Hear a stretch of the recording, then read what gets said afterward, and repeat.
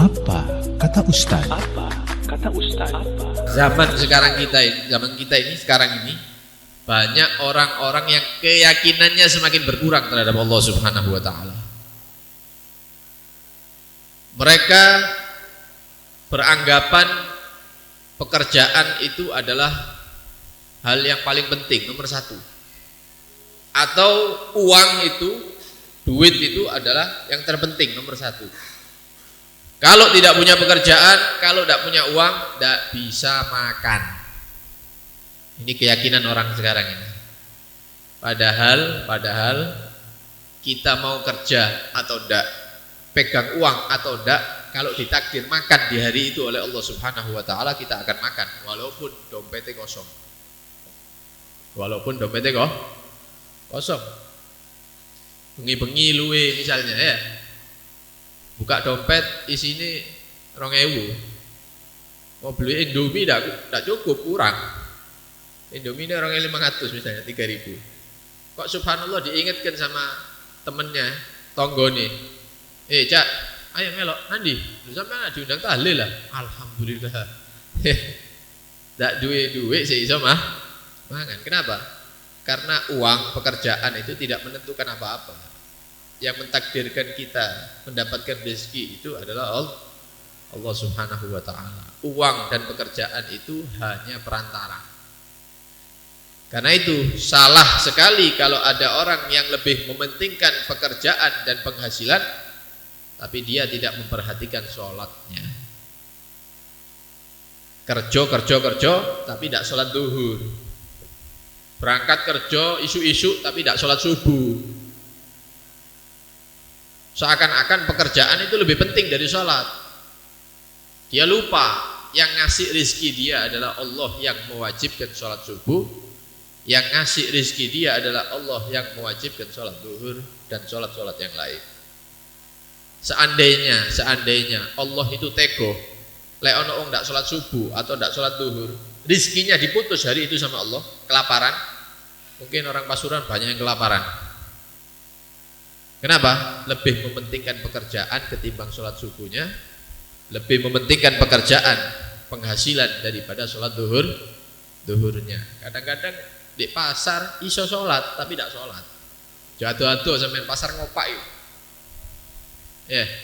Lewat sholat duhur, mulai 11:30 misalnya, sampai jam sekian. Apakah semua orang pasar itu sholat? Padahal kita yakin 90% lebih semuanya muslim. Nah, inilah kekeliruan yang ada pada kaum muslimin yang ada di sekitar kita. Kita tidak yakin dengan rizki yang dibagi oleh Allah Subhanahu wa ta'ala. Kata guru-guru kita di Al-Quran itu dikatakan wa ma min dabbatin fil ardi illa 'alallahi rizquha. Tidak ada makhluk yang hidup di atas bumi ini kecuali rizkinya sudah ditanggung oleh Allah Subhanahu wa ta'ala. Cecek itu yang dimakan hewan yang terbang, sing punya sayap. Lalek cecek yang duwe sayap enak iso goda-godakan. Cecek miber, sing dipangan miber enak.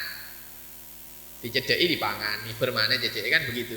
Tapi ternyata cicak ini tidak diberi sayap oleh Allah Subhanahu wa taala.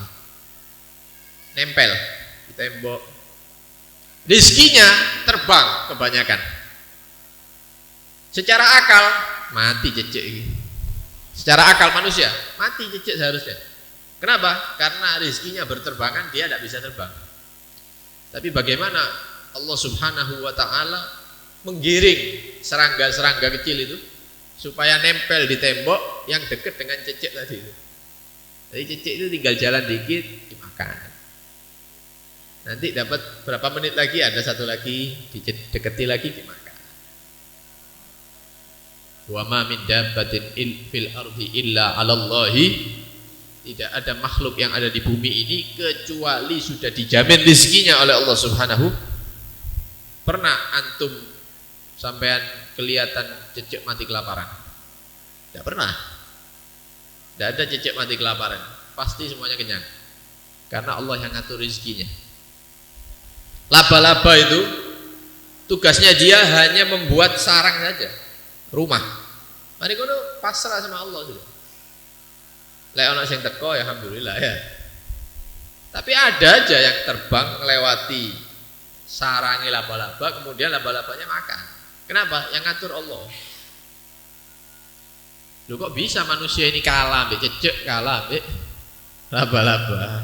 Keyakinannya semakin hari semakin tipis. Dulu kita di perut ibu, ketika kita di kandungan ibu itu tidak punya pikiran apa-apa. Rizki langsung bersambung dengan perut ibu kita, disalurkan. Kita lahir, bayi, tidak ada keraguan sama sekali.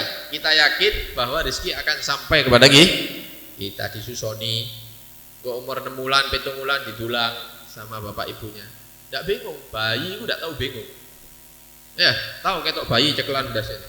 Misalnya, kok pengi mangan opo gitu misalnya. Tidak ada bayi seperti itu. Anak-anak kecil itu tidak ada yang bingung. Kenapa? Tidak ada keraguan sama sekali di hatinya tentang rizki. Wis gede bingung ya telat. Wis tua baru bingung. Ya apa rizkiku ya? Apa ada biyen-biyen bingung? Baru umur 20, 25, 30 baru bingung rizki bagaimana? Lu biyen-biyen nang ndi? Biyen yakin kok sama rizkinya Allah. Kok sekarang jadi orang yang ragu, tambah tipis yakinnya terhadap Allah Subhanahu wa ta'ala. Karena itu minta kepada Allah, Rabbi zidni ilman wa yaqina. Ya Allah, berilah kepada saya tambahan ilmu dan tambah yakin. Tambah tua, tambah yakin. Tambah umur, tambah yakin terhadap Allah Subhanahu wa ta'ala.